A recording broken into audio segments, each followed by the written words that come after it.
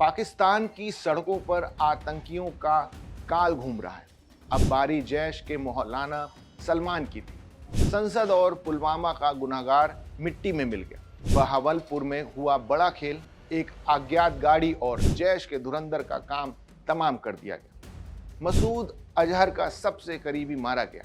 जैश और लश्कर में मचा है भारी कोहराम। नमस्कार, मेरा नाम है अंशुल शर्मा और आप देख रहे हैं दैनिक जागरण। पाकिस्तान से इस वक्त एक ऐसी खबर आई है जिसे सुनकर सरहद के उस पार आतंकियों के खेमे में मातम और खौफ का माहौल है। जैश ए मोहम्मद, वो संगठन जिसने भारत को गहरे जख्म दिए, आज उसका एक और बड़ा मोहरा मिट्टी में मिल चुका है। कहानी शुरू होती है पाकिस्तान के बहावलपुर से, वही बहावलपुर जो जैश ए मोहम्मद का गढ़ माना जाता है। बुधवार का दिन था और जैश का टॉप कमांडर मौलाना सलमान अपनी धौंस में घूम रहा था, लेकिन उसे नहीं पता था कि कोई अज्ञात वाहन उसका पीछा कर रहा है। अचानक एक तेज रफ्तार गाड़ी आती है, सलमान को जोरदार टक्कर मारती है और उसे कुचलते हुए निकल जाती है। मौलाना सलमान की मौके पर ही संदिग्ध परिस्थितियों में मौत हो गई। ये मौत कोई साधारण एक्सीडेंट नहीं लगती, बल्कि ये उस सिलसिले की एक कड़ी है जो पिछले कुछ समय से पाकिस्तान में लगातार देखने को मिल रही है। मौलाना सलमान कोई मामूली आतंकी नहीं था। वो जैश के सरगना मसूद अजहर का सबसे वफादार और करीबी माना जाता था। सलमान का हाथ भारत पर हुए दो सबसे बड़े हमलों में था, साल 2001 का संसद हमला और साल 2019 का पुलवामा हमला। इन हमलों ने पूरे भारत को हिला कर रख दिया। मौलाना सलमान ने इन हमलों की साजिश रचने में मुख्य भूमिका निभाई थी, लेकिन कहते हैं ना कि एक पाप का घड़ा एक दिन भरता जरूर है। पुलवामा के शहीदों के गुनाहगार का अंत पाकिस्तान की ही एक सड़क पर अज्ञात गाड़ी के नीचे कुचलकर हो गया। सलमान का इतिहास खंगाले तो पता चलता है कि वो पहले भी मौत के मुंह से वापस आया था। जब भारतीय सेना ने ऑपरेशन सिंदूर चलाया था, तब जैश के बहावलपुर मुख्यालय पर भीषण बमबारी हुई थी। उस वक्त मौलाना सलमान गंभीर रूप से घायल हुआ था, लेकिन बच गया। हालांकि उस ऑपरेशन में जैश के कई बड़े कमांडर और मसूद अजहर के परिवार के सदस्य मारे गए थे। उस वक्त पाकिस्तानी सेना और आईएसआई के बड़े अधिकारियों ने मारे गए आतंकियों के जनाजे में शामिल होकर दुनिया को दिखा दिया था कि वे आतंकियों के कितने साथ हैं। लेकिन इस बार सलमान की किस्मत ने उसका साथ नहीं दिया। पाकिस्तान में इन दिनों आतंकियों के लिए अज्ञात शब्द एक दहशत बन गया। मौलाना सलमान की मौत से महज 2 दिन पहले लश्कर-ए-तैयबा का एक और बड़ा आतंकी शेख यूसुफ अफरीदी खैबर पख्तूनख्वा में मारा गया। उसे भी अज्ञात हमलावरों ने मौत के घाट उतार दिया। पिछले साल की बात करें तो जैश का मुख्य रणनीतिकार मौलाना अब्दुल अजीज अजहर भी इसी तरह रहस्यमयी परिस्थितियों में मारा गया था। आज तक कोई नहीं जान पाया कि उसे किसने मारा। ऐसा लगता है कि जैसे पाकिस्तान की सड़कों पर कोई साया घूम रहा है जो चुन चुनकर भारत के दुश्मनों का हिसाब कर रहा है।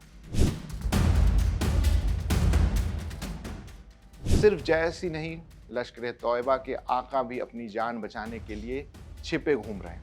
इसी साल 16 अप्रैल को लश्कर के संस्थापक सदस्यों में से एक मौलाना आमिर हमजा पर जानलेवा हमला हुआ। वो अपनी गाड़ी में बैठा था जब अज्ञात बंदूकधारियों ने उस पर गोलियों की बौछार कर दी।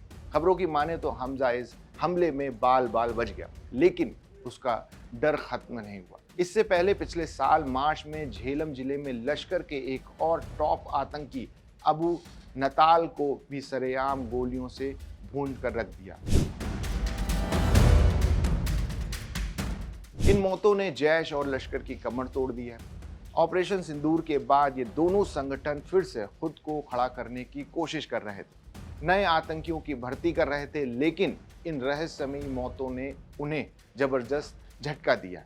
अब सबसे बड़ी समस्या नेतृत्व की है। जैश ए मोहम्मद के अंदर इस वक्त कोई बड़ा कमांडर नहीं बचा है जो कमान संभाल सके। वहीं खबर है कि मसूद अजहर की सेहत भी बहुत ज़्यादा ख़राब है, वो बिस्तर पर पड़ा है और संगठन चलाने की हालत तक नहीं है। आईएसआई अब एड़ी चोटी का जोर लगा रही है कि किसी तरह एक नया नेतृत्व खड़ा किया जाए, लेकिन डर इतना है कि कोई आगे आने को तैयार नहीं। हैरानी की बात यह है कि पाकिस्तान में मसूद अजहर को लेकर एक अघोषित प्रतिबंध लगा हुआ है। वहाँ की मीडिया अजहर की बीमारी या उससे जुड़ी कोई भी खबर नहीं दिखा सकती।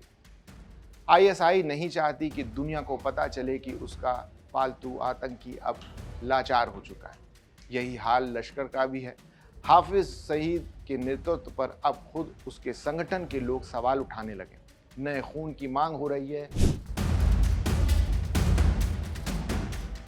पाकिस्तान की जनता और वहाँ की एजेंसियां परेशान हैं।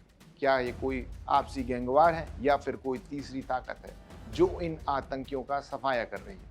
मौलाना सलमान की मौत के बाद बहावलपुर में जैश के ठिकानों पर सुरक्षा बढ़ा दी गई है, लेकिन जब मौत एक अज्ञात गाड़ी बनकर आती है तो सुरक्षा धरी की धरी ही रह जाती है। सलमान का अंत बताता है कि अब पाकिस्तान के अंदर भी ये आतंकी सुरक्षित नहीं।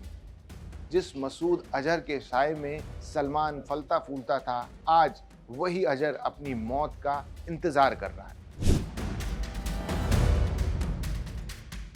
पिछले कुछ सालों में जिस तरह से एक एक करके भारत के दुश्मनों का खात्मा हुआ, उससे एक बात साफ है, आतंक का साम्राज्य अब ढहने की कगार पर है। जैश और लश्कर जैसे संगठन जो कभी खुलेआम रैलियां करते थे, आज अपने कमांडरों के जनाजे भी छिपकर निकाल रहे हैं।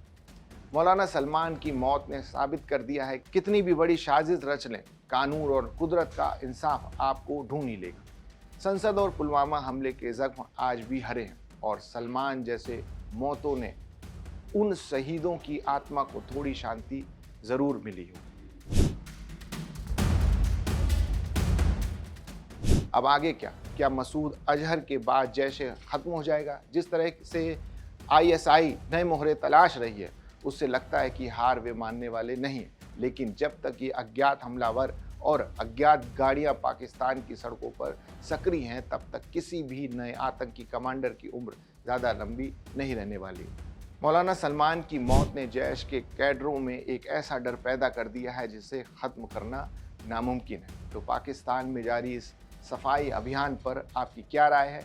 क्या आपको लगता है कि मसूद अजहर का नंबर भी जल्द आने वाला है? कमेंट सेक्शन में अपनी राय ज़रूर दें। देश और दुनिया की ऐसी महत्वपूर्ण खबरों के लिए देखते रहिए दैनिक जागरण।